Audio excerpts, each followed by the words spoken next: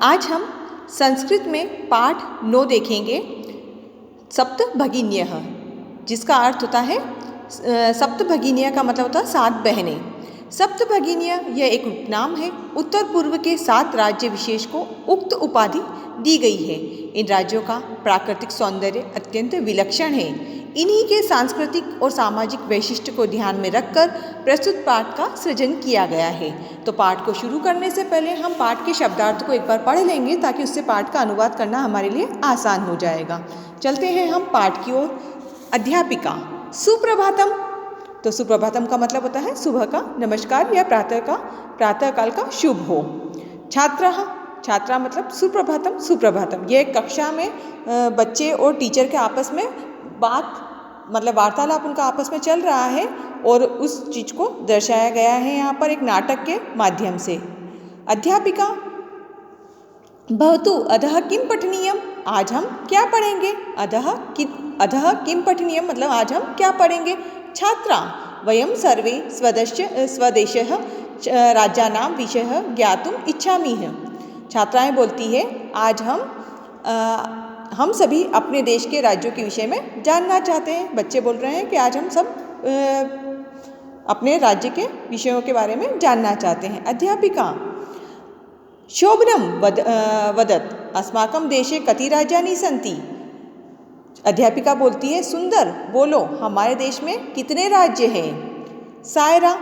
चतुर्विंशति महोदय। सायरा नाम की जो बालिका होती है वो बोलती है चतुर्विंशति मतलब 24 राज्य हैं। सायरा बोलती है महोदया 24 राज्य हैं। सिल्वी। नहीं महाभागे पंचविंशति राज्यानि सन्ति। तो जो सिल्वी नाम की लड़की होती है वो बोलती नहीं महोदया 25 राज्य होते हैं। अध्यापिका। अन्य कोई उत्तर देना चाहेगा और कोई बताना चाहेगा। स्वरा। मध्ये एव महोदय मे भगिनी कथयति यस्माकं देशे 28 राज्यानि सन्ति। एतद् द्विरच्यैः सप्तः केंद्रशासित प्रदेशाः अपि सन्ति। जो स्वरा नाम की लड़की है वो बोल रही है महोदया मेरी बहन कहती है कि हमारे देश में 28 राज्य हैं, इसके अलावा 7 केंद्रशासित प्रदेश भी है। तो अध्यापिका बोलती है अध्यापिका सम्य जानाति ते भगिनी। सही जानती है तुम्हारी बहन, ठीक ही जानती है। भवतु अपि जानाति यूयं यदि तेषु राज्येषु 7 राज्यानाम् एकः समवायो अस्ति, यह सप्तभगिन्यः इति नाम्ना प्रथितो अस्ति। तुम्हारी बहन ठीक जानती है, ठीक ही क्या तुम सब जानते हो कि इन राज्यों में 7 राज्यों का एक समूह है जो 7 बहनों के नाम से प्रसिद्ध है। आगे देखेंगे। सर्वे साश्चर्य परस्परः पश्यति सप्तभगिन्यः। सभी आश्चर्य के साथ एक दूसरे को देखते हैं और बोलते हैं 7 बहनें। निकोलसः। इमानि राज्यानि सप्तभगिन्य इति किमर्थ कथ्यते। निकोलस बोलता है ये राज्य 7 बहनें इस नाम से क्यों कहे जाते हैं। उनके मन में उत्सुकता हो गई है इन राज्यों को जानने के बारे में। अध्यापिका। प्रयोग्यम प्रतीकात्मको वर्तते कदाचितः सामाजिक सांस्कृतिक परिदृश्यानां साम्यम इनामीम उक्तोपाधि प्रतीतानि। अध्यापिका बोलती है यह प्रयोग प्रतीक के रूप में ही है, शायद सामाजिक सांस्कृतिक वातावरण की समानता के कारण यह उपयुक्त नाम प्रसिद्ध है। समीक्षा। कौतूहलम में न खलु शांति गच्छति श्राव्यति तावदतः यतः कानि तानि राज्यानि। समीक्षा बोलती है मेरी जिज्ञासा शांत नहीं हो रही है, तो सुनाइए कि वे कौन से ऐसे राज्य हैं। अध्यापिका। शृणुतः। अध्यापिका बोलती है सुनिए।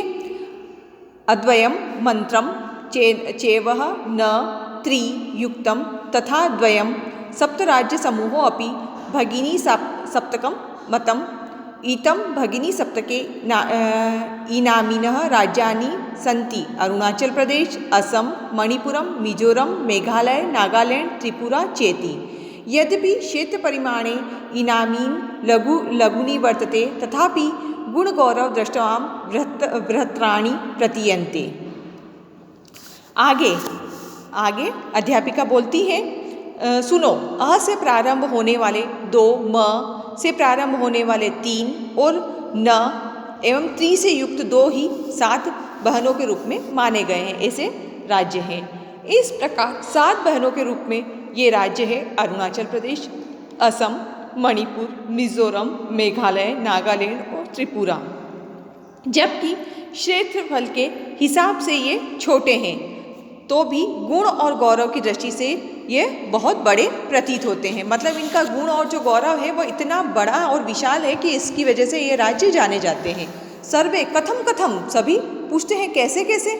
अध्यापिका, इमा सप्त भगिनी सविचे प्राचीन इतिहासे प्राय स्वाधीनः एव दृष्टवाम, न केनापि शासकेन इमा स्वायत्तीकृताम् अनेकः संस्कृति विशिष्टायानां भारत भूमो एतासानां भगिनीनां संस्कृति महत्वाधातिनी इति। अध्यापिका बोलती है, ये 7 बहनें अपने प्राचीन इतिहास में प्रायः स्वतंत्र ही देखी गई है। किसी राज्य ने इन्हें अपने अधीन नहीं किया है। अनेक संस्कृति की विशेषता से युक्त भारत भूमि में इन बहनों की संस्कृति महत्वपूर्ण है। तन्वी, अयम शब्द सर्वप्रथम कदा प्रयुक्त थी।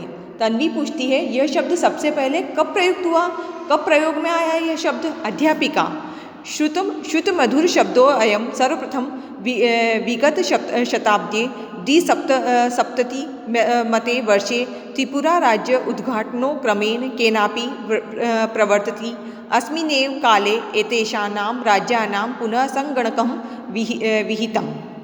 अध्यापिका बोलती है, सुनने में मीठा लगने वाला यह शब्द सबसे पहले पिछली शताब्दी के 72वें वर्ष में त्रिपुरा राज्य के उद्घाटन के समय किसी ने प्रयोग किया, इसको शुरू किया था।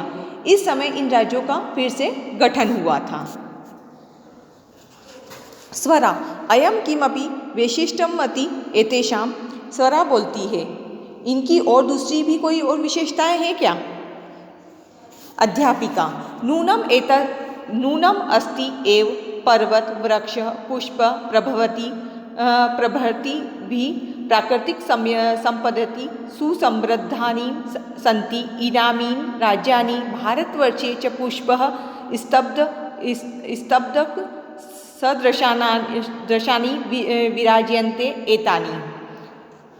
तो अध्यापिका बोलती, निश्चित रूप से ही पहाड़, पेड़ आदि प्राकृतिक संपत्तियों से ये राज्य भरे हुए हैं और भारतवर्ष रूपी वृक्ष से ये फूलों के गुच्छे की तरह शोभा पा रहे हैं। 90 या संस्कृत राजीव भवती ग्रहे यथा सर्वाधीनां रम्यं मनोरमा च भगिनी भवति, तथैव भारत ग्रहे अपि सर्वाधीन रम्यं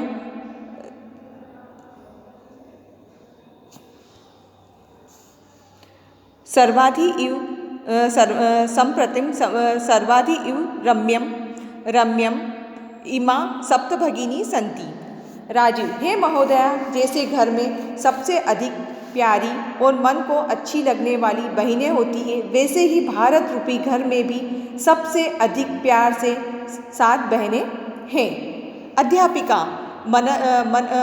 मन स्यात् ते इयं भावना परम कल्याणमयी परम सर्वे न तथा अवगच्छति अस्ति तावदेतेषां विषये किंचित् वैशिष्ट्यम् अपि कथनीयं सावहित मनसा शृणुम। जनजाति बहुल प्रदेशो अयं गारो खासी नगा मिजो प्रभवत बहवत जनजातीय अत्र निवसन्ति। शरीरेण ऊर्जस्वम् एतेत प्रादेशिकाय बहुभाषाभिः समन्विता पर्वत परंपराभिः परिपूरिता स्वलीला कलाचिश्च निष्णातः सन्ति। अध्यापिका बोलती है आगे, तुम्हारी समझ में यह अति कल्याणकारी भावना आ गई है, परंतु सभी वैसे नहीं जानते हैं। ठीक ही तो है, इसके विषय में कुछ विशेषताएं भी कहनी है।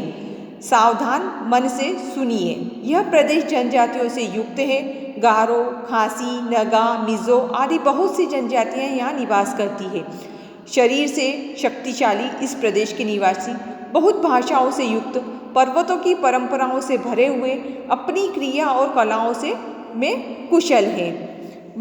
मालती महोदय तत्र तु वंशवृक्षा अपि प्राप्यन्ते। हे महोदय, वहाँ तो बाँस के पेड़ भी पाए जाते हैं।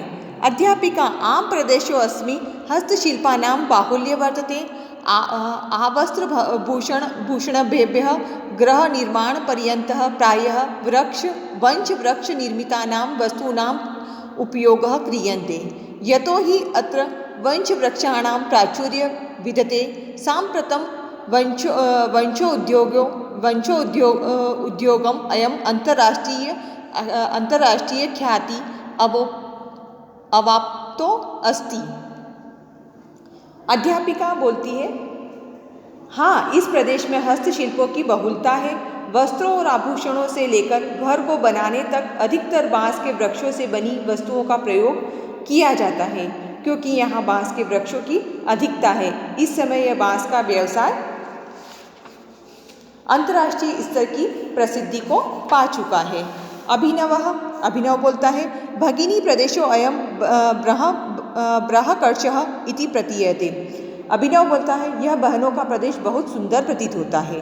सलीमः किं भ्रमणं भगिनी प्रदेश अयम समीचीनः। सलीम बोलता है, क्या घूमने के लिए यह बहनों वाला प्रदेश उचित है। सर्वे छात्रा उच्चे महोदय आगामिनः अवकाशे वयं तत्रैव गतुम् इच्छामः। सभी बालक एक साथ बोलते हैं जोर से, हे महोदया, अगली छुट्टियों में हम सब वहीं जाना चाहते हैं। स्वरा भवत्या अस्माभिः सादरः चलतुः। आप भी हमारे साथ चलिए। अध्यापिका रोचते में अयं विचारः एतानि राज्यानि तु भ्रमणार्थ स्वर्गसदृशानि इति।